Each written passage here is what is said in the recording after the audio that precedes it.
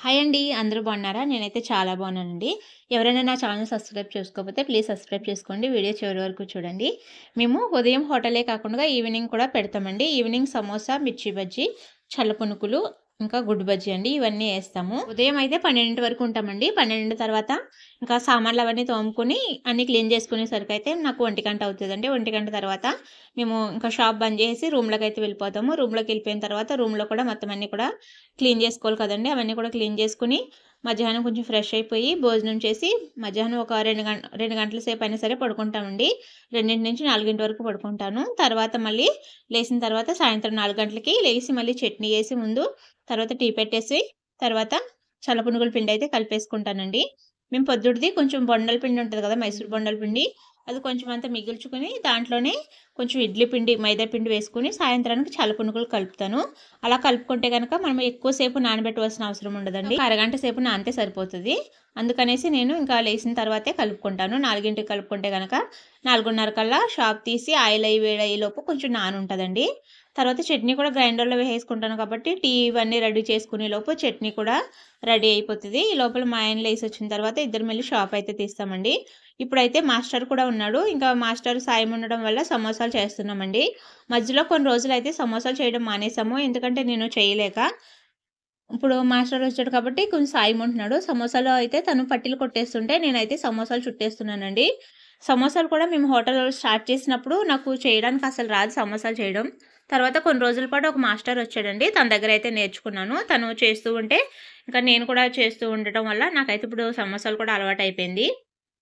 ఇంకా మిర్చి బజ్జీ, ఇంకా గుడ్డు బజ్జీ ఇవన్నీ కూడా అలా ఒక్కొక్కటయితే నేర్చుకున్నామండి. స్టార్టింగ్‌లో అయితే నాకసల ఏమీ రావండి. మామూలుగా ఇంట్లో వంటలు ఎలా చేసుకుంటామో అలాగే చేసేదాన్ని.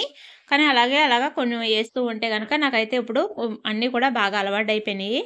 ఈ శనగపిండి ఇదంతా కూడా నేనే కలుపుకుంటామండి. పిండిలన్నీ నేనే కలుపుకుంటాను. ఇంక ఇవన్నీ కూడా ఎక్కువగా నేనే యేసుకుంటానండి. మా ఆయనయితే బేరం అమ్ముకుంటారు. నేనైతే అన్నీ ఏసిచ్చేస్తూ ఉంటానండి. ఇప్పుడు హాలిడేస్ కదా! చాలామంది కూడా ఊర్లో ఎళ్ళిపోయారు. అందుకని బేరం అయితే ఎక్కువ లేదు. తక్కువ అవుతుందండి. అందుకనే తక్కువనే వేసుకుంటున్నాము. స్టార్ట్ చేసినప్పుడైతే మేమైతే చాలా భయపడ్డామండి. అసలు మేము చేయగలమా లేదా? మాకసలు దీంట్లో అనుభవం లేదు. మాకు తెలిసిన వాళ్ళు కూడా ఎవరూ లేరు. అందుకనేసి దీంట్లో మేమసలు చేయగలమా లేదా అనేసి అయితే స్టార్ట్ చేసాము.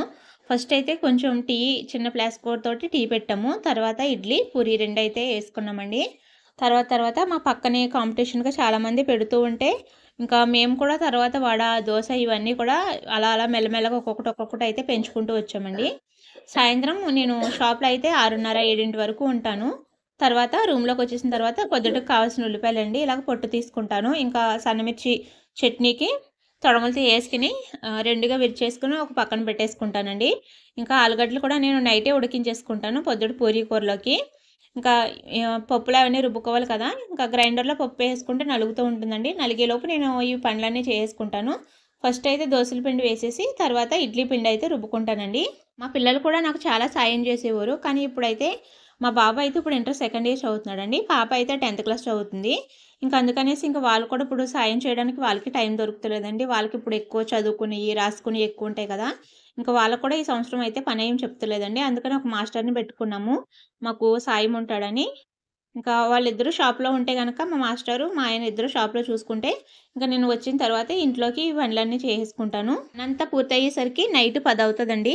ఒక్కొక్కసారయితే నాకు 10:30, 11 కూడా అయిపోతది. మామూలుగా కంటిన్యూగా ఆపుకోకుండా చేసుకుంటూ ఉంటేనే నాకు 10 వరకు కంప్లీట్ అవుతది. లేదు ఈ లోపల ఎవరైనా వచ్చారు, మాట్లాడుతున్నారు, లేతే ఏదైనా సినిమా బావుంది కాసేపు కూర్చొని చూద్దాం అనుకుంటే గనక 11 అయిపోతదండి. అందుకే లేట్ అవుతుంది ఎందుకనేసి ఇంకా పనైతే తొందరగా అయితే చేసేసుకుంటానండి షాప్‌లోంచి వచ్చిన తర్వాత. కూర్చోకుండా ఈ పనులవి అయితే చేసేసుకుంటాను. కొత్తగా హోటల్ స్టార్ట్ చేసే వాళ్ళకి ఎవరైనా డౌట్స్ ఉంటే కామెంట్ చేయండి.